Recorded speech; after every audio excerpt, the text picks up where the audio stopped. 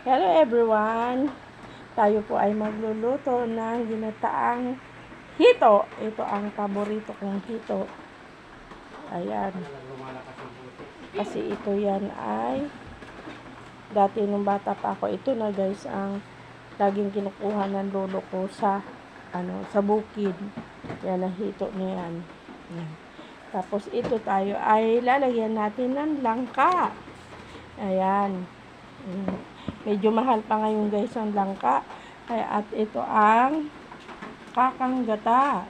And then gagamit din tayo ng lemongrass.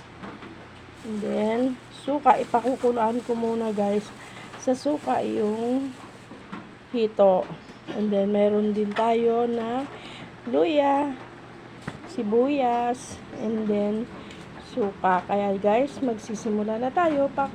Ito ay aking munang palalambutin muna na ito palambutin ko muna to guys. Ayan, simulan ko na guys. Pinakukuluan ko guys yung pinapalambot ko yung langka para malambot. Saka ko ngayon inuhulog yung hito. Ayan, kasi alam mo guys, napakamahal na ngayon ang mga bilihin. Alam mo, sobra talaga mga gulay. Grabe. Kaya ito na lang, langka at saka hito. Yun na lang ang isda na medyo mura-mura. So, ngayon palambutin ko lang siya na gusto para malambot na malambot.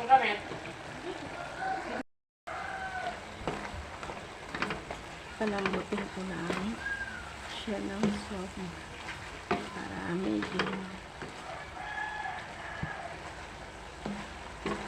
tapos saka ko siya patutuyuin yung hito. Tingnan ko nga. So, medyo malambot na siya.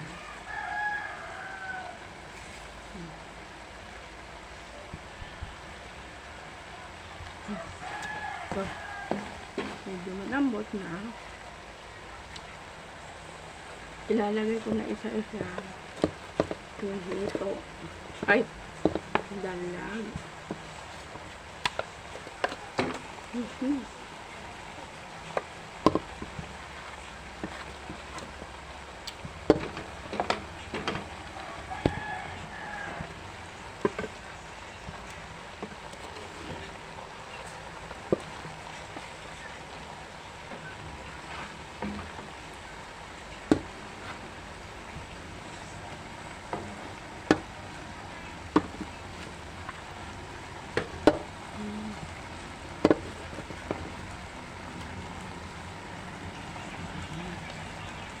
Yan.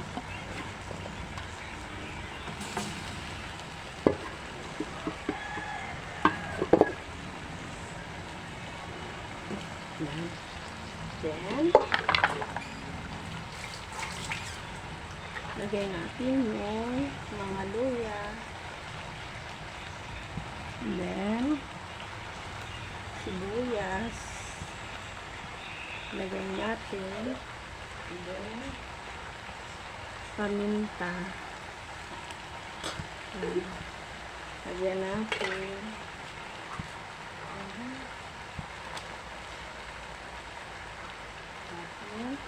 Kakang gata.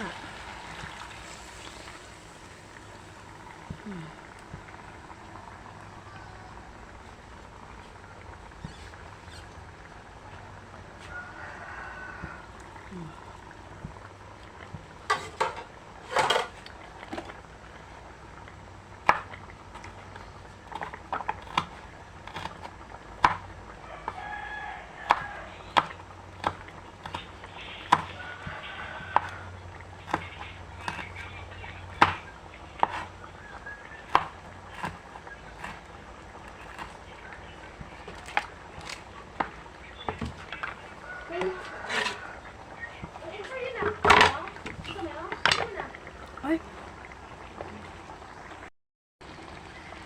Yan. Pakuluin muna lang po siya ng pakuluin.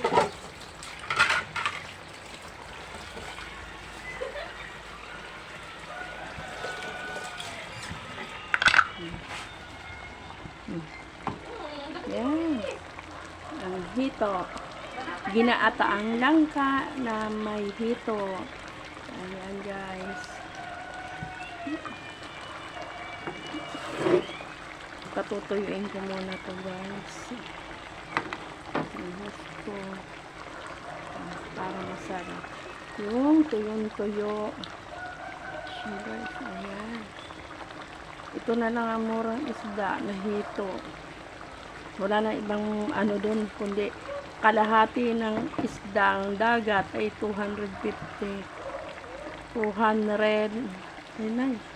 Ito ang kilo ng hito 200. Masarap sana nito guys ihawin. Tapos yung dalag niya ay mura din guys, 300 ang kilo. Yan, kaya dyan na lang ako sa mga tabang. Yan, bye bye guys, thank you for watching.